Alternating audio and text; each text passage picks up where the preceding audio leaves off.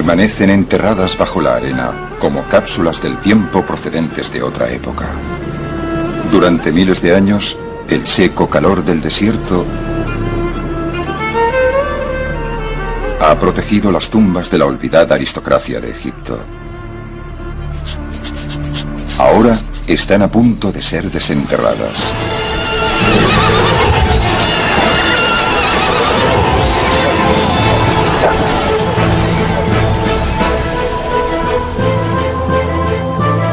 Tres hombres están revolviendo las arenas para descubrir nuevos capítulos de la historia egipcia.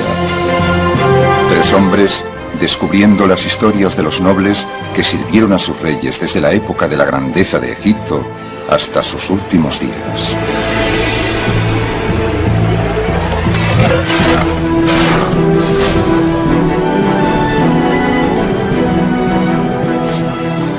Cuantas más momias tienes, más historias tienes sobre el antiguo Egipto.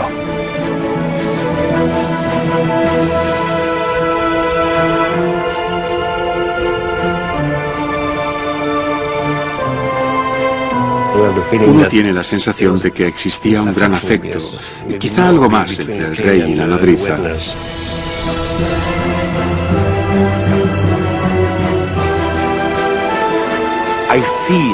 Tengo la impresión de que si miro a lo profundo de la tierra de Egipto, aquí, puedo imaginarme que hay muchas tumbas llenas de oro sin excavar todavía.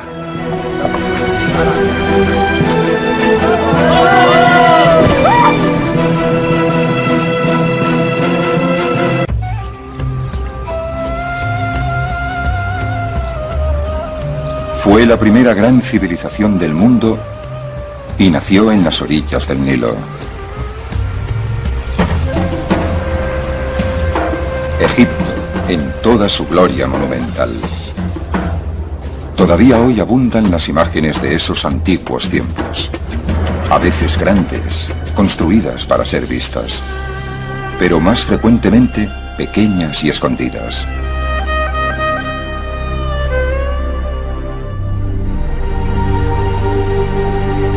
Todo eso podría haber desaparecido sin dejar rastro si los egipcios no hubiesen estado tan obsesionados con la muerte y la preservación de lo que una vez estuvo vivo.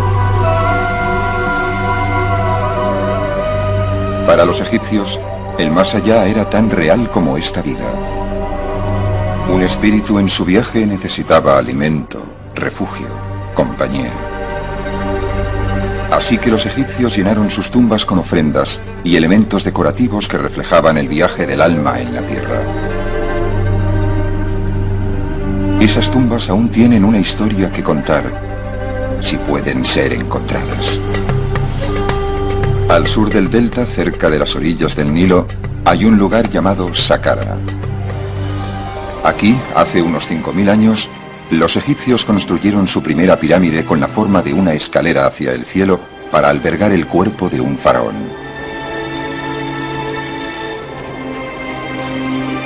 En los siglos que siguieron, miles de egipcios fueron enterrados en Saqqara. Y una de las principales ubicaciones fue la ladera de una colina con una panorámica vista sobre el valle del Nilo. Durante el Imperio Nuevo, cuando el Imperio egipcio estaba en su máximo apogeo, aquellos que tenían buenas relaciones con el faraón deseaban ser sepultados aquí, y lo fueron.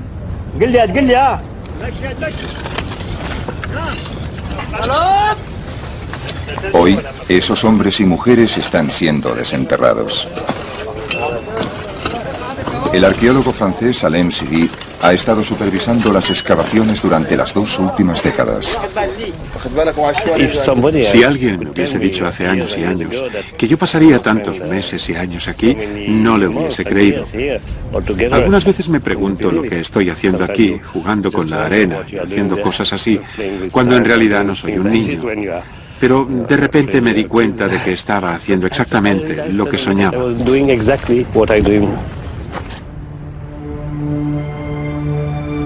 Pero el sueño de Sidi empezó más como una pesadilla. Los primeros sitios que excavó estaban llenos de momias de gatos, miles de ellas, restos de los cultos a animales que florecieron durante las últimas dinastías egipcias, cuando los gatos eran venerados y sacrificados por millones.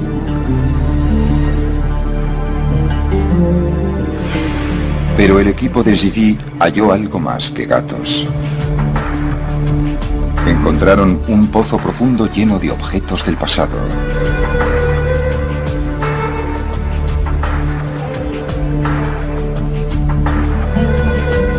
Siguieron cavando más y más y más hondo.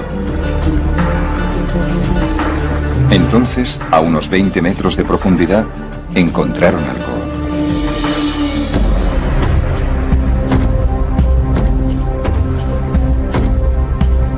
Dispersos entre los escombros, había indicios de que tras años de excavación habían llegado a la cámara funeraria. Entre los objetos había un vaso canopo, utilizado para albergar entrañas y órganos vitales, y su tapadera.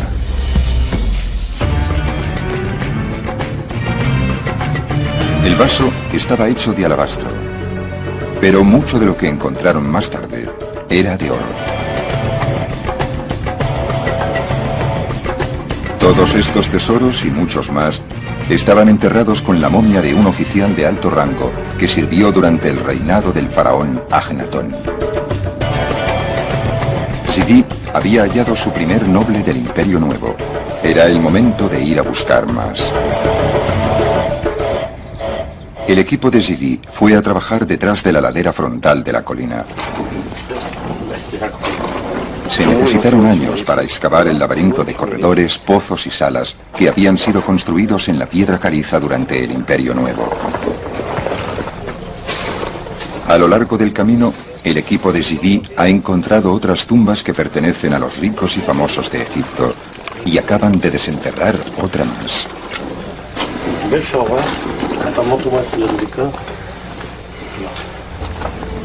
Cada sala tiene algo que contarnos, pero no siempre por escrito. Esta vez, sí. Había arena. Yo llevaba una pequeña lámpara y vi a la señora. Pinturas de esta mujer adornan las paredes de su capilla, donde sus amigos y parientes venían a venerarla. Su cuerpo debió ser enterrado en una parte más profunda de la tumba. Cuando los conservadores descubren otras paredes, salen a la luz más pinturas de la dama. Todo sugiere que se trataba de una mujer con influencia. Enseguida entendí que esta tumba pertenecía a una mujer. Esto es excepcional, porque esta tumba es enorme, o sea que ella era seguramente un gran personaje. Además tiene un montón de títulos que demuestran que era muy apreciada. Estuve buscando su nombre y lo encontré aquí. La nodriza que alimentó la carne de Dios.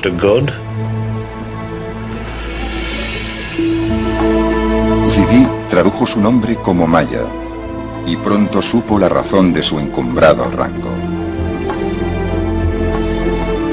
En una pintura, Maya está frente a un afeminado joven que lleva una toca de faraón. Este es el dios al que Maya había amamantado. Su nombre era Tutankamón, el faraón Tutankamón.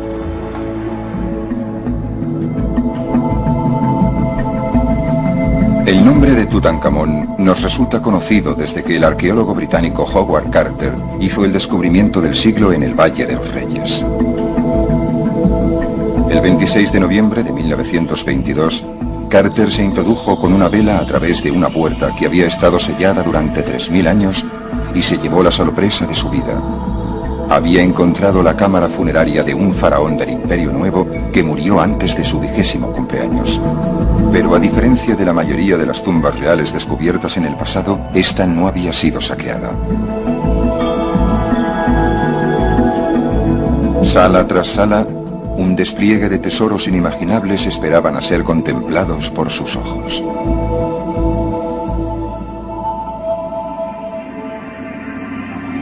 Tutankamón fue sepultado en 3 sarcófagos de oro, en cuyo interior había una máscara de oro puro. Cerca se hallaba una estatua de oro del joven rey. Un trono dorado mostraba al faraón Tutankamón junto a su novia, una niña, posiblemente su medio hermana. El descubrimiento por Carter de la tumba de Tutankamón y todos sus tesoros nos revelaron mucho sobre la muerte del joven rey, pero el misterio ha rodeado siempre su nacimiento. Era probablemente el hijo de Agnatón, el faraón hereje que adoraba únicamente al sol en vez de al tradicional elenco de dioses. Agnatón y su esposa Nefertiti tuvieron 6 hijas. Algunas de ellas aparecen aquí en el regazo de sus padres, una instantánea doméstica del pasado. Pero el joven Tutankamón nunca aparece en los retratos familiares. Eso significa que su madre era probablemente una esposa secundaria que murió al dar a luz.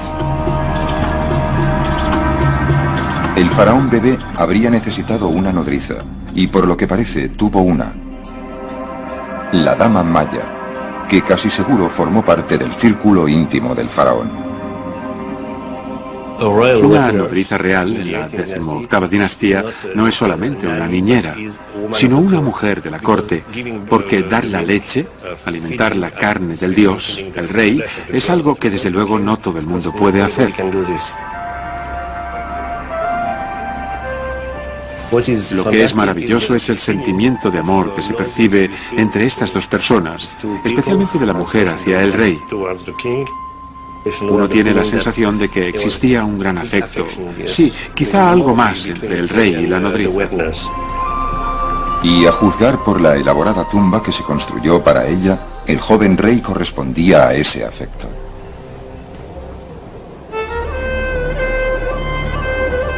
Si bien la mayoría de los nobles egipcios eran enterrados más cerca del Nilo que nadie, la gente que servía al faraón en la periferia del imperio también necesitaba tumbas, incluso si estaban destinados en mitad del desierto.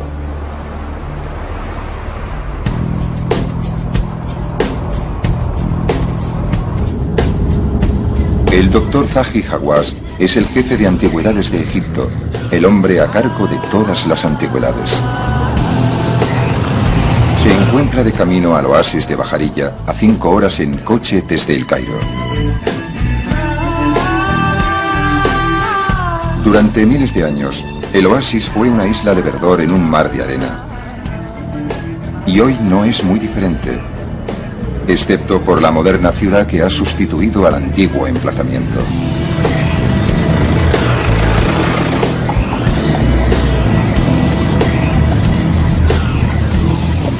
Unos 700 años después del rey Tutankamón, cuando el imperio egipcio había iniciado su gradual declive, este era un próspero centro agrícola. Así que había mucho dinero para gastar en lujosas tumbas.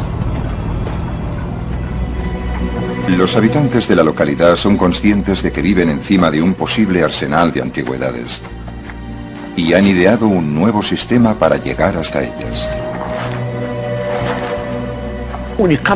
Cuando llegas a una población como esta, oyes rumores. Si hay una tumba, significa tesoros, oro. El rumor pasa de uno a otro y crece en la ciudad. Y por eso la gente quiere construir sus casas encima de los tesoros de los faraones. Una casa construida directamente encima de una tumba proporciona al emprendedor propietario de la misma la oportunidad de cavar en su propio terreno cada vez que necesita algo para vender en el mercado negro, siempre hambriento de antigüedades. Esta práctica ha continuado hasta la actualidad y Zahi Hawass quiere acabar con ella. Así que ha tomado una polémica decisión: ordenar el derribe de algunas casas.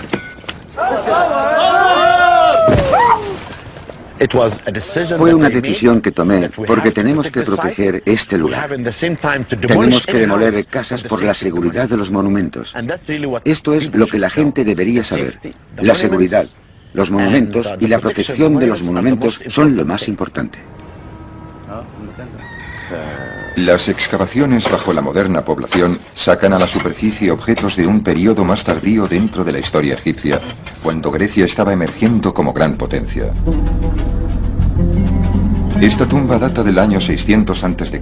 aproximadamente, durante la 26ª dinastía. Egipto ya no era una superpotencia en la región. La influencia de los faraones había disminuido y el poder de los funcionarios locales había aumentado, especialmente en localidades prósperas como Pajarilla.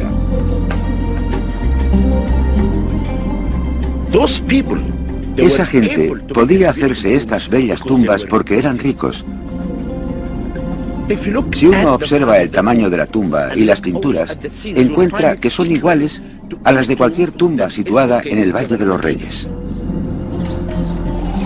Una de las fuentes de riqueza de Pajarilla era el vino de dátiles, codiciado en todo el mundo mediterráneo.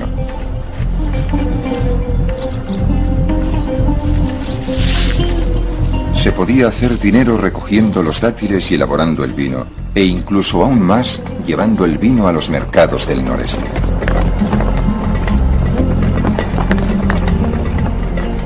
Cada mes, como mínimo, había una gran caravana de burros yendo desde aquí a lo largo de los más de 300 kilómetros desde Pajarilla hasta el centro de Egipto. Era un viaje difícil, pero uno tenía que pensar que el final del viaje traería riqueza.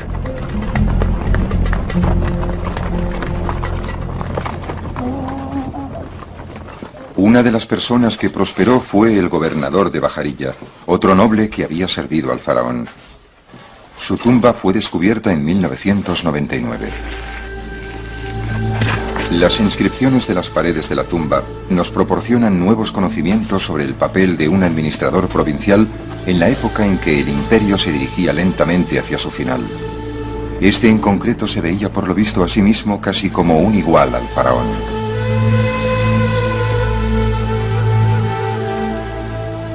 Dice que es un sacerdote de Isis y de Osiris,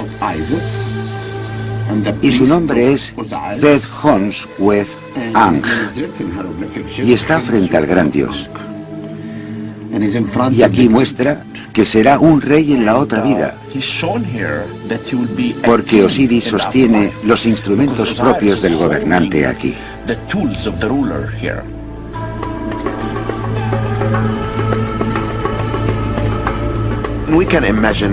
Podemos imaginarnos a Zed-Hons-Wez-Ankh penetrando en el interior del templo con sus ropas de sacerdote.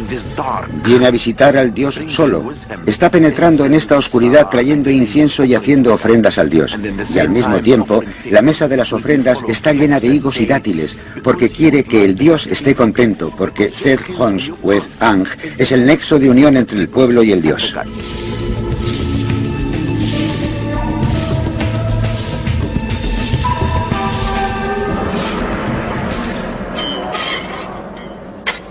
Ahora, Zahi Hawass está buscando la tumba de la esposa del gobernador.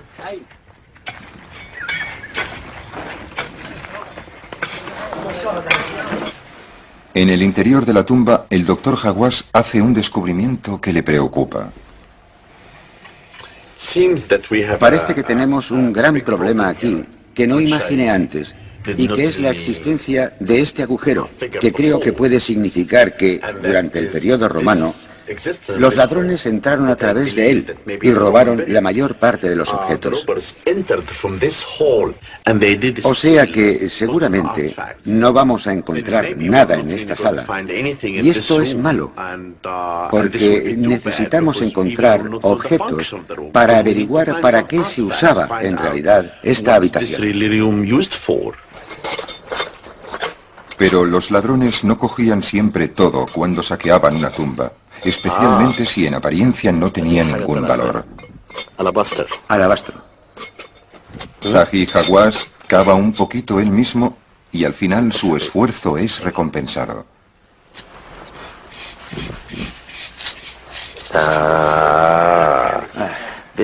Esto es bonito.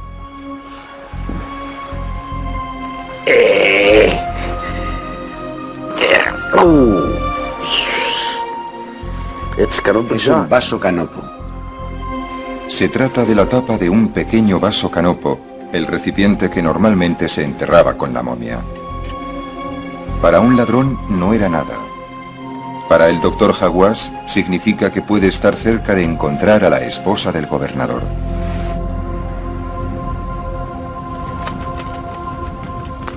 En Saqqara, Al-Emzighi todavía está buscando a su dama desaparecida, Pero la cámara funeraria de Maya no se encuentra por ninguna parte. Y Zivi sigue topándose con más y más gatos. La mayoría de los gatos fueron enterrados aquí en las postrimerías de la historia egipcia, aproximadamente en la época en que Cleopatra era reina y Julio César gobernaba en Roma. El gran esplendor de los faraones del Imperio Nuevo era ya solo un lejano recuerdo. Sometidos a un gobierno extranjero, los egipcios encontraban consuelo en cultos que requerían el sacrificio de animales.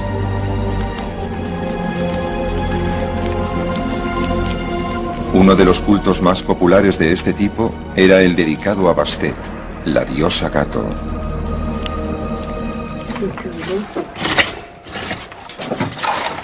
A medida que se desentierran más y más momias de gatos, Zivi decide que ha llegado el momento de estudiarlas más atentamente, de arriba abajo.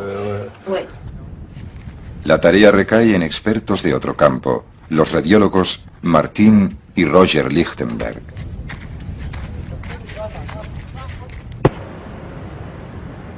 Lo primero que revelan los rayos X es cómo se mató a los gatos. Este tiene un bonito cráneo. Y el cráneo no está destrozado. No murió por un golpe en la cabeza. Murió porque le rompieron el cuello. ¿Lo ve? El culto a Bastet alcanzó su momento álgido en Egipto durante los años que siguieron a la conquista de Alejandro Magno en el siglo IV a.C. La gente trataba de ganarse el favor de la diosa, mientras los sacerdotes de Bastet hacían negocio criando gatos para convertirlos en ofrendas. Así que probablemente se trata de un gato grande. Pero a los gatos más grandes no se atrevían a romperles el cuello, ¿sabe?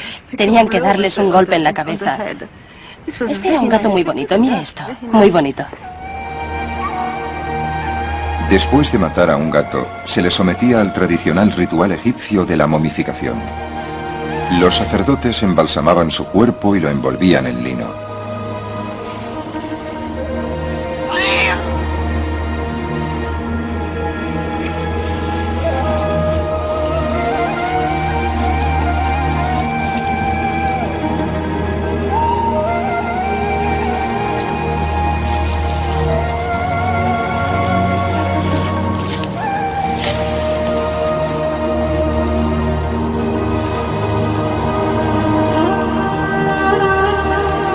Finalmente, lo colocaban en una de las tumbas.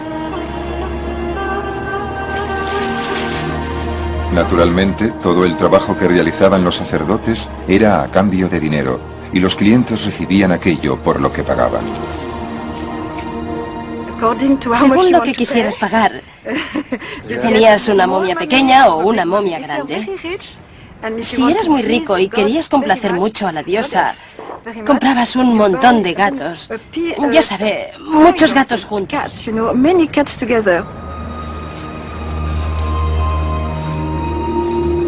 Pero los rayos X sugieren que los sacerdotes hacían trampas a veces. Esto es una momia también, una momia pequeña, pero no es una momia completa. Pusieron solo un hueso dentro. No es un cuerpo completo, ¿es un cuerpo completo? Un montón de huesos revueltos. Son un montón de huesos revueltos, ¿de acuerdo? Solo un montón de huesos revueltos. Y una cuarta parte de las momias eran momias falsas. No hay nada dentro del envoltorio. Pero si los sacerdotes eran timadores, o si se trataba simplemente de escasez de gatos, no se sabe.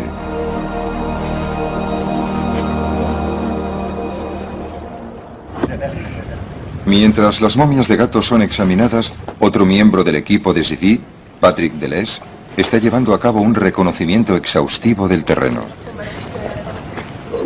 No podemos mirar este lugar solo desde fuera.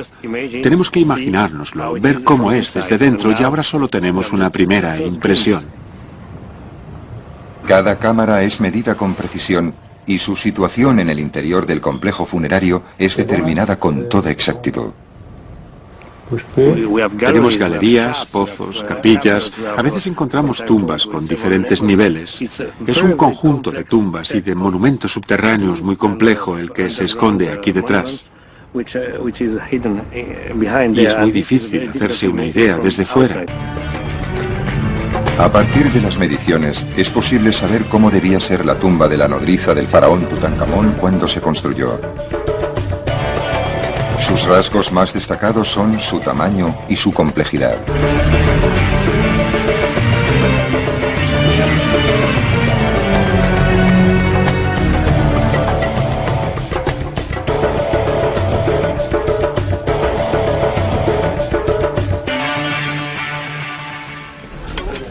Mientras la búsqueda de la tumba de Maya continúa, el equipo de Sidi ha encontrado la entrada a otra tumba, unos 3 metros más allá.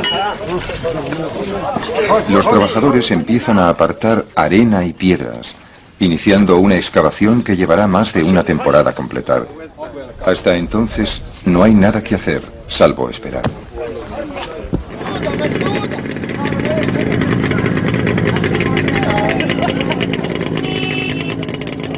Unos 320 kilómetros hacia el oeste, en Bajarilla, la búsqueda de la esposa del gobernador ha dado resultados.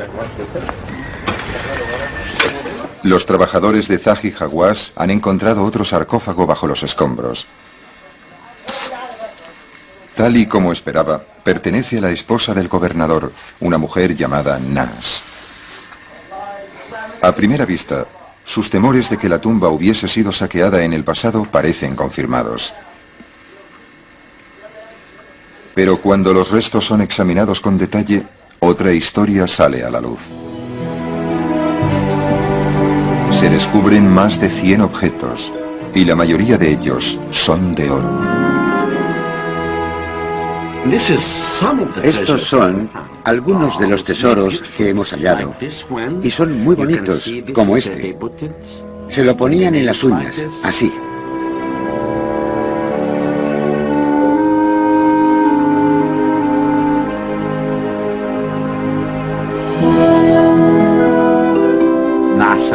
Nas fue realmente hermosa.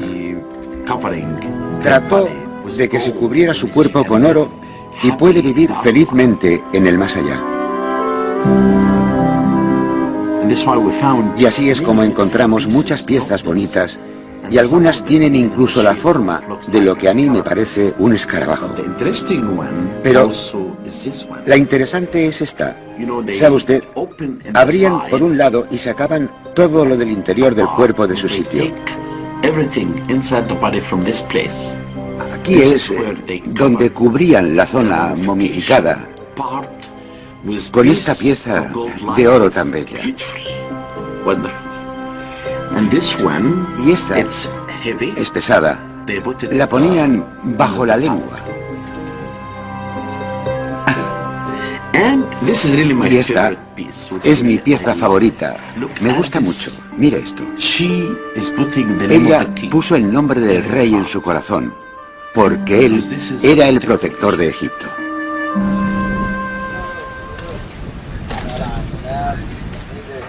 En Saqqara, los trabajadores de Sidi han desenterrado algo interesante de la arena. Una estructura rectangular construida hace miles de años, directamente frente a la colina.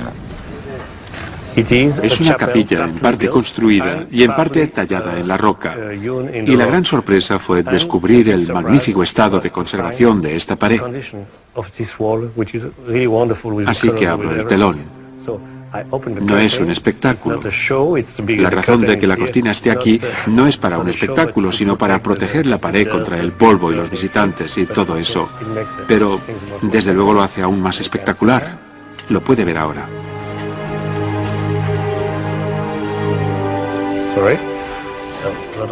Gran parte de la capilla está aquí. Es absolutamente maravilloso.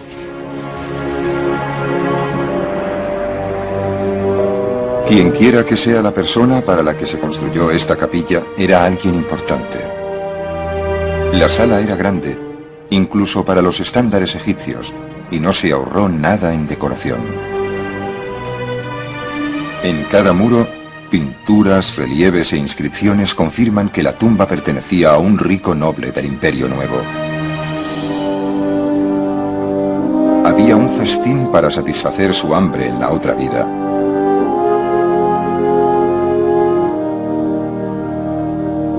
Y servidores para colmar todos sus deseos.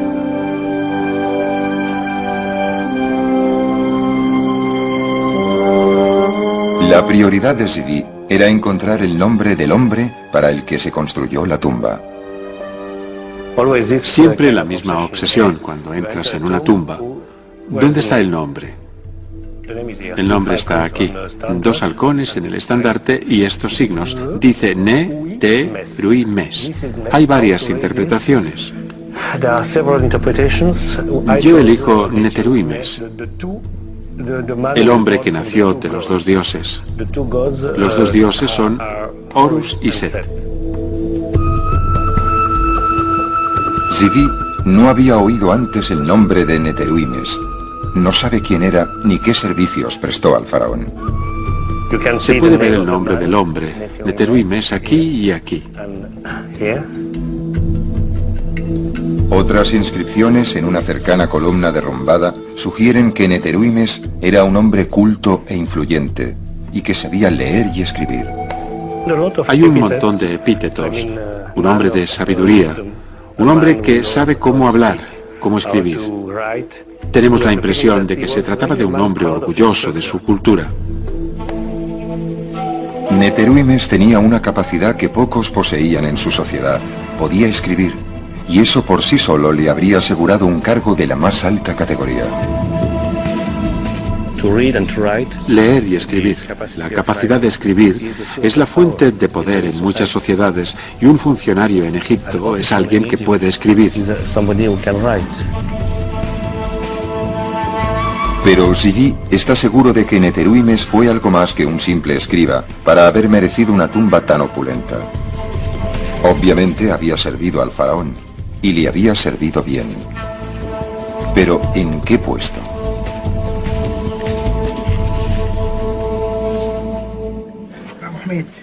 Mientras Zvi reflexiona sobre esta cuestión, los trabajos de excavación continúan en el extremo de la cámara. Creo que es buena. El ingeniero Pierre Veillat tiene que distinguir entre la piedra original y las rocas que fueron añadidas más tarde, como relleno. Todos son conscientes de que encima de ellos hay innumerables toneladas de piedra caliza. Creo que el peligro está en que por encima de nosotros están las piedras, que pueden caerse. Y cada piedra, el peso de cada piedra es de unos 9 kilos o algo así. Si estás abajo y te cae una piedra en la cabeza, no creo que te siente muy bien.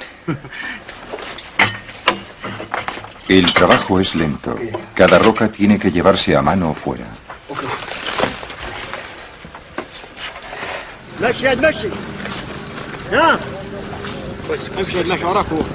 Pero finalmente se abren paso y encuentran algo.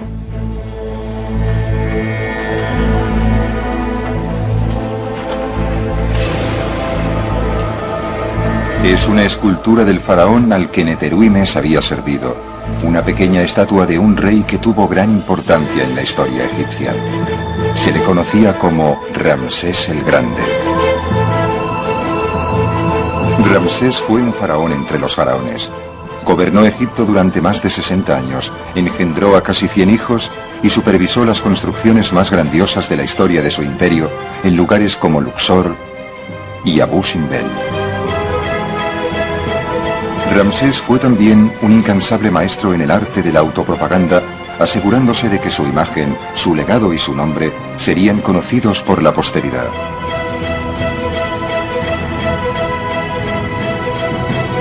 El hecho de que Neteruimes hubiese trabajado para el más grande de todos los faraones constituye un dato vital, y otros descubrimientos seguirían a este.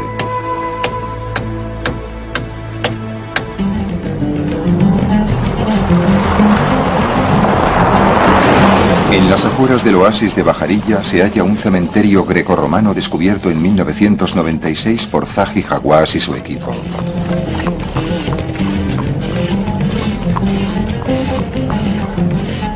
El doctor Hawass ha vuelto a ver cómo progresan las excavaciones. Ha designado al arqueólogo egipcio Tarek El Awadi para supervisar los trabajos. El cementerio cubre unos 22 kilómetros cuadrados, cubiertos en su totalidad por toneladas de arena. En cualquier sitio en que uno excave se encuentra una tumba, eso está claro. Si miras al suelo, en todas partes encontrarás señales de pequeños montículos. Si tienes un montículo que tenga algún tipo de objeto como cerámicas, quiere decir que hay algo debajo. Y por lo tanto, si miras en esa zona y excavas un poco en la arena con las manos, encontrarás la entrada de la tumba. Entonces empiezan las excavaciones, y lo más importante cuando excavas es que tienes que tener cuidado porque debajo hay momias. El cementerio fue descubierto accidentalmente cuando un burro pisó un agujero y apareció una tumba debajo. En el interior de la tumba había momias, muchas momias. La mayoría eran doradas y estaban en muy buenas condiciones.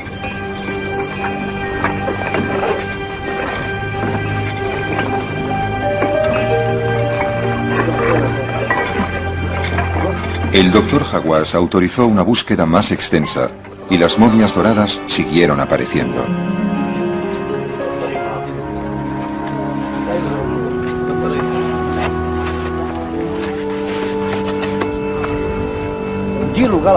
En el curso de su trabajo en el cementerio, Tarek se ha convertido en un gran conocedor de la arena y de sus sutiles cambios. La arena esconde las momias y tenemos que luchar con ella para encontrar momias. Ahora podemos saber por la arena, por el tacto de la arena, si hay momias debajo o no. Porque las momias cambian la naturaleza de la arena. Si la arena está un poco fría y oscura, sabemos que hay una momia bajo ella. Pero si está seca, fina y caliente, significa que no hay nada debajo. Me gusta esperar a que la arena me diga qué hay bajo ella.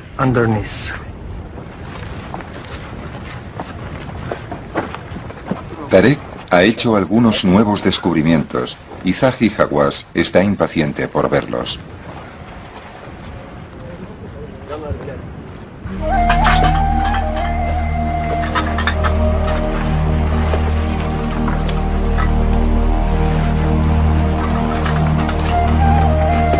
Esta tumba ha sido obviamente violada en el pasado por ladrones que hicieron algo más que robar cosas. Algunas personas entraron y trataron de romper las cabezas de todas las momias. Es muy extraño. Puede ver aquí todas las momias sin cabeza. Mira esta momia de niño, está sin cabeza. Detrás de mí, la cabeza fue cortada. Y esta también, la cabeza fue cortada. Parece que alguien, quizás en la antigüedad o quizás en los tiempos modernos, buscaba algo en el interior de las momias.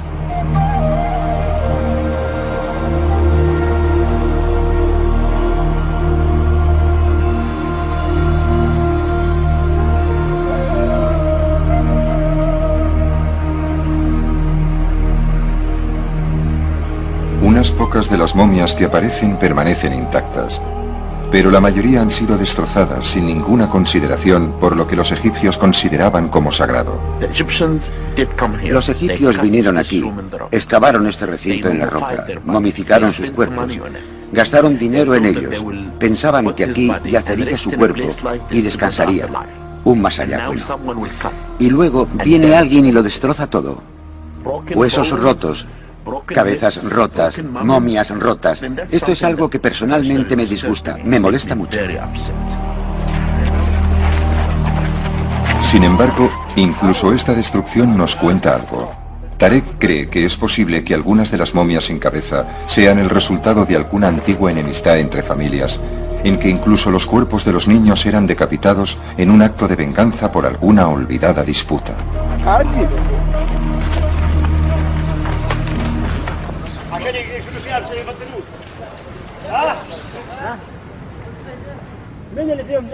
En Saqqara se continúan sacando piedras de la tumba y el equipo de Zivi ha hecho un nuevo descubrimiento. Justo detrás de la pequeña escultura de Ramsés y unida a ella encuentran otra estatua. Por encima de la pequeña figura del faraón está la cabeza a tamaño real de una vaca, la diosa Hathor. Zivi no podría estar más encantado.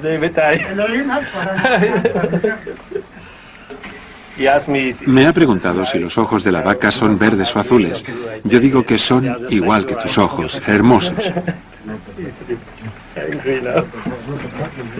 En una de sus numerosas formas, Hathor era una protectora de los muertos que estaba allí para garantizar que Neteruimes tuviese un paso seguro al más allá.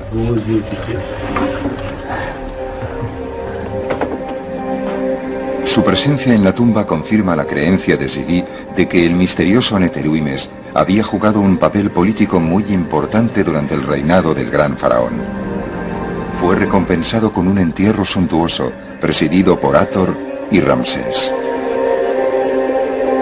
Pero Zivi aún no sabía lo que Neteruimes había hecho para merecerlo.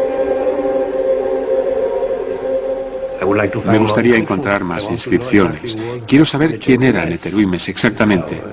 Sabemos que era alguien que se podía permitir este tipo de cosas, pero no sabemos más. En busca de más pistas sobre la identidad de Neteruimes, Zivi viaja a la antigua capital egipcia de Tebas.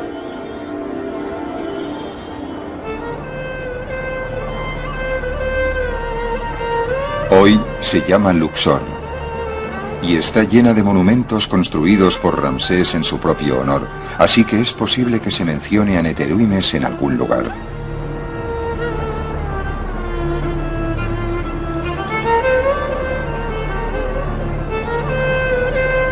Las paredes aún proclaman los logros de Ramsés, especialmente sus victorias militares.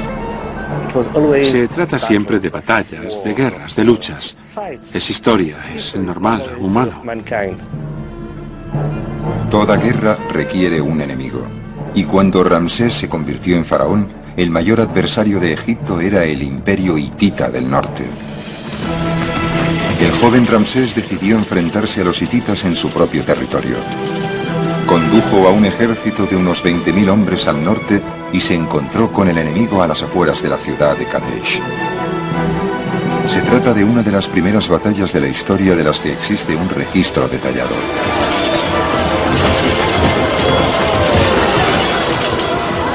Los espías hititas condujeron a los egipcios a una emboscada. Ramsés y unos pocos centenares de sus hombres fueron separados del resto del ejército e inmovilizados cerca del río Orontes. Era una situación desesperada, hasta que una división de reserva de la infantería egipcia lanzó un contraataque, llevando al enemigo hasta el río y rescatando a su faraón. Ramsés regresó a Egipto e inmediatamente proclamó una gran victoria.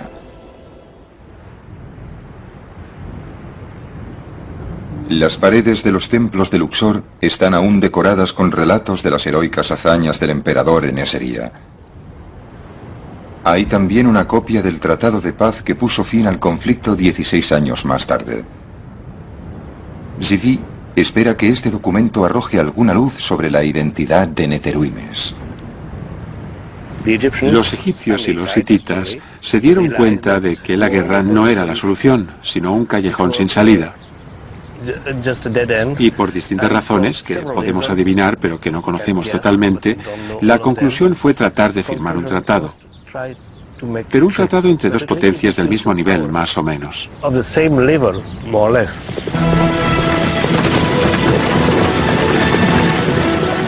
Las negociaciones fueron largas y complicadas, pero terminaron con un acuerdo y con la firma de un tratado de paz que expresaba los términos del mismo. 3 enviados egipcios se reunieron con 3 diplomáticos hititas para llevar una copia del tratado a la capital egipcia.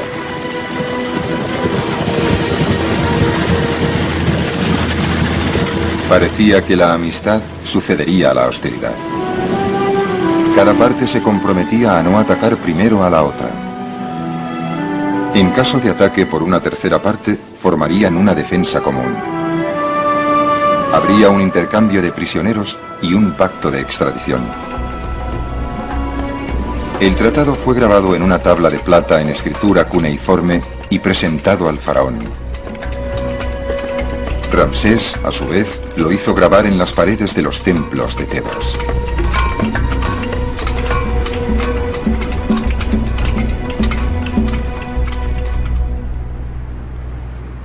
Zidi está aquí para ver si puede encontrar el nombre del hombre que dirigió al equipo negociador de Egipto y que llevó el tratado a Ramsés. Y encuentra lo que estaba buscando. Puedo ver las palabras enviados. Y después está la cabeza de un halcón, quizás. Y podría ser parte del nombre de Neteruimes. Podemos compararlo con inscripciones ramésidas. Son como la Biblia para los textos escritos de este periodo. O sea que tenemos el Tratado de Paz. Y este podría ser el nombre de Neteruimes. Este tipo de confirmación es tan importante para un egiptólogo como el descubrimiento de una tumba. 2 halcones encima de un estandarte. Neteruimes. El hombre que consiguió la paz entre 2 grandes imperios y fue generosamente recompensado en la otra vida. Se trata de una figura histórica que sale a la luz. Esto es fantástico para mí. Quizá tan importante como la vaca de Hathor o la estatua. No es solo una obra de arte excepcional, no es solo una hermosa tumba, es historia. Con la identificación del propietario de la tumba finalmente solucionada, el trabajo de liberar a Hathor de su prisión de piedra continúa.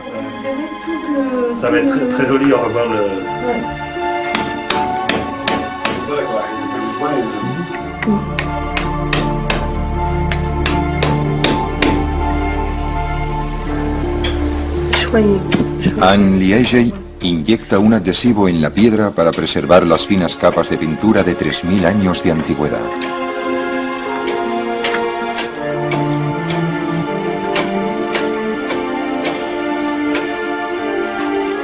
Y entonces, un día está acabado. Hathor ha sido restaurada.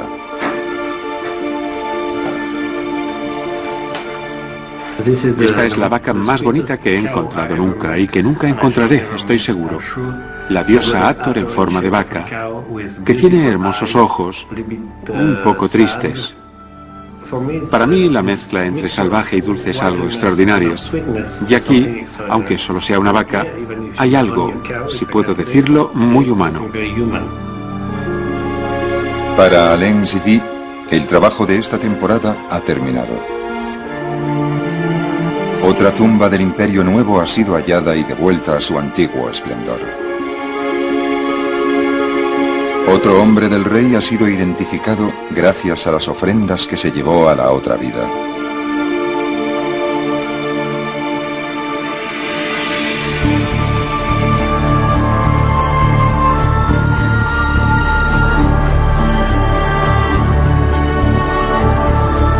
El trazado de otra tumba se añade al plano del complejo funerario. Y el próximo año será el momento de extraer otra capa de arena.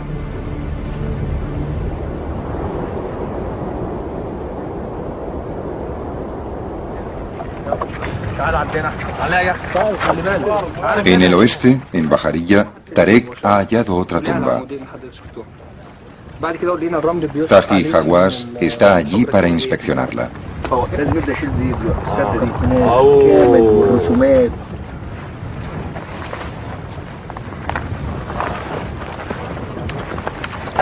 Esta es la momia más bonita que haya visto nunca.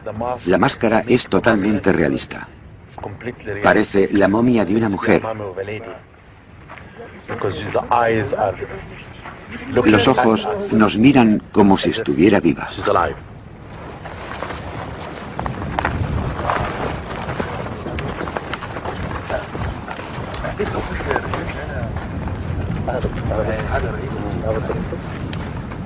Soy un hombre afortunado porque he encontrado esta tumba. Es algo increíble.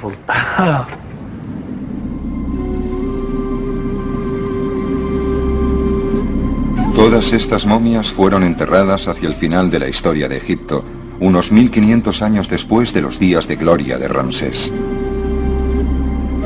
La civilización, que había perdurado 3000 años, casi había llegado a su fin. Pero incluso aunque la cultura que había unido a la tierra y la gente estaba desapareciendo, la obsesión egipcia por la muerte y el más allá siguió siendo tan fuerte como siempre.